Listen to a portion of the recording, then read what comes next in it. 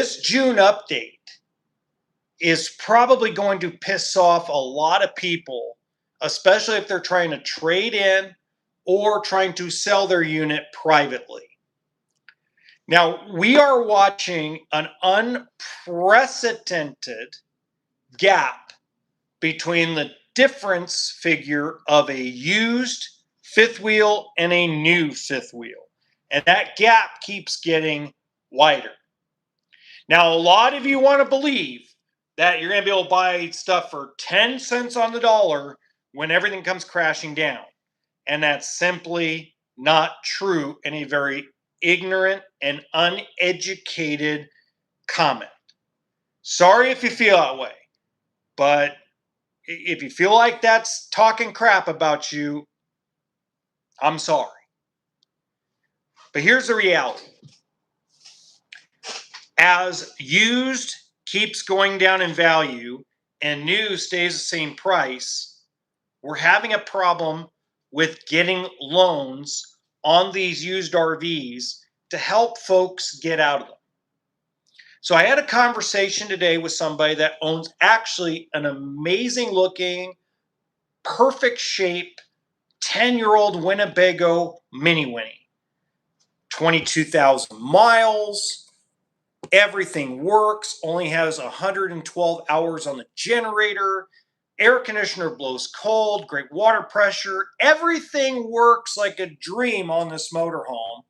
They put recliners in the coach and ripped out the couch and put an L lounge instead of a U-shaped dinette, which doesn't hurt a Class C because you already have bunk beds and everything else, okay?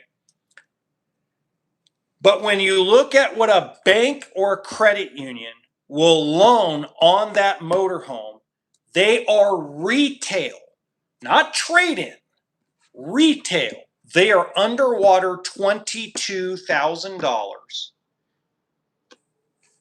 And they are unwilling to write down the loan. And they've had it online for sale for 7 months. And if you go back 7 months ago, they were about $15,000 underwater retail, not trade-in, not wholesale, not auction, retail. So we're going to have to start wrapping our heads as an industry and as a community that the used inventory is only going to continue to lose value and depreciate. And on top of that, your used travel trailer, your used toy hauler, your pre-owned fifth wheel is worth more today, June 1st, 2026, than it will be October 1st of 2027. It's not going to gain value, and it's not going to be helpful to wait to sell it. And here's the reason why. Let's just say, and this is going to be something people are going to have to understand. So I'm going to go slow, context. It's going to be something that's going to be explained. So there's no get to the point. We're going to give a lot of context here. Let's use an example and say Keystone RV decides tomorrow that they're going to build the OVA travel trailer, fiberglass, wood constructed, and their goal is to get this fiberglass unit to be sold across the country for under $25,000. Little 25, 26-foot trailers with a slide out. And let's say they're going to release that product in summer of 2027. What does that do to the market for used fiberglass travel trailers? It destroys it. It completely devalues what you have even more than what it is today. And if you don't think that won't happen, let me tell you, eventually the RV factories are going to wake up and they're going to stop being dinosaurs, and they're going to strip solar off the units. They're going to strip out all the fancy crap, and they're going to get them down dirty and cheap. They're going to stop aluminum constructing some of these units. They're going to come out with a brand new brand that's going to be cheap. It's going to be built like a cheap unit. And what do cheap units do to the used market?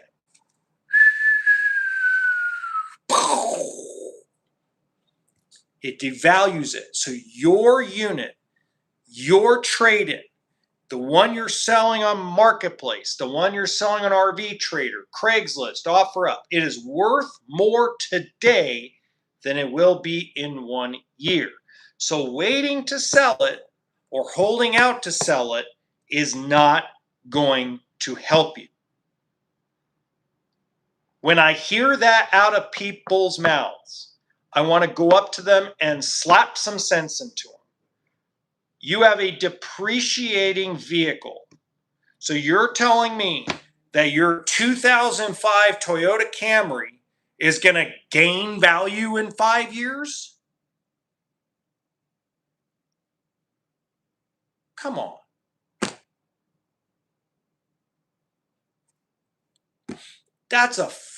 You are a fool if you think that a car or a truck or a boat or an RV that is not rare and a classic is going to gain value over the next 5 years if you bought it today.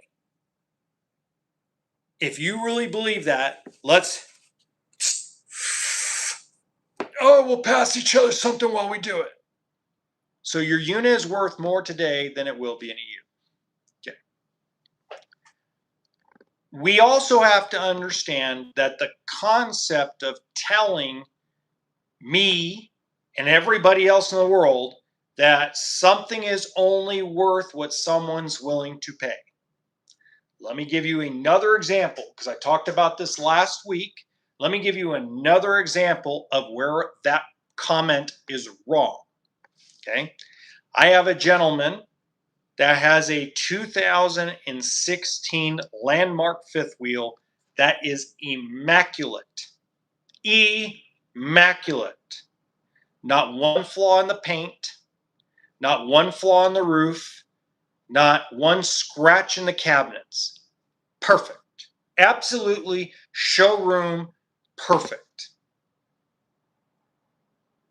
He has it listed for $50,000. He's had over the last 6 months, minimum 20 people come by and say, don't sell it, I'm going to go get the loan. Out of those at least 20 people, nobody's come back with a check. So when he came by, I said, yeah, of course they're willing to spend $50,000 on your fifth wheel. It's great looking, but the bank's only going to finance $17,000. Oh, but the new ones go for over $150,000. Mine's a steal. So you're telling me and telling the consumer that the bank's evaluation of your fifth wheel is wrong. We'll talk to the bank. The bank's the one giving the values.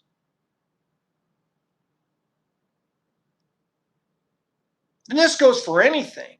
Houses, boats, automobiles, trucks, semi-trucks, tractors. How many people are really paying cash? Absolute cash, not going to the 401k, not tapping their house for a loan. How many people are really going out with their actual cash, not a personal loan? 1%, maybe. And a lot of times, people that pay cash demand a better price than people that are financing.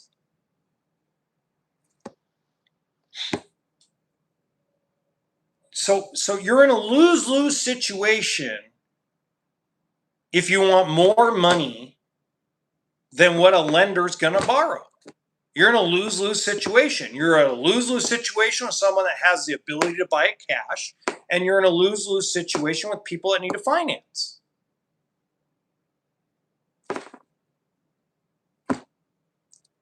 This is why I don't like, I always get asked the question by people, how do you sell used stuff so fast?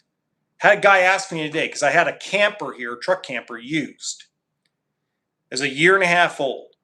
Guy asks me, well, how did you sell it in like a day? Because there's 500 plus people right now looking for that same unit at that same price, that same year. And I go, so I priced it right to the market, and it became a war of first one to show up with money wins. Oh. I go, but if I brought that unit in and priced it $10,000 higher, I would have never got one person to reach out to me. Fact. Used truck campers are the hardest things to find on the market. And there's thousands of people looking for a pre-owned truck camper. And there's still thousands of people that have gone and seen 15, 20 used truck campers and still don't own one. Fact of life. Yes, there are more buyers in the market for a used travel trailer, used motorhome, used fifth wheel than there is inventory. But these buyers are not COVID buyers. They're not going to sit there and pay COVID pricing for a pre-owned fifth wheel. They're not going to pay 15 grand over retail book. Not going to happen. This is not a Lamborghini. This is not a supercar where they built 12 of them and the sticker price is 390 grand, but I'm going to put a $150,000 markup on it because they only build one per dealer per state per year. Sorry, it is what it is. Trade-in supercars are worth the sticker price from the factory 2-3 years old. Okay, I get it. That's not how RVs work. That's not how Toyota Camrys and Subarus and Honda Civics work. They go down in value daily, weekly, monthly, yearly. And there's too much information on the internet right now that people can access so they can be educated. So if your used travel trailer is on Facebook Marketplace and it doesn't sell within 5 to 7 days, you're doing something wrong.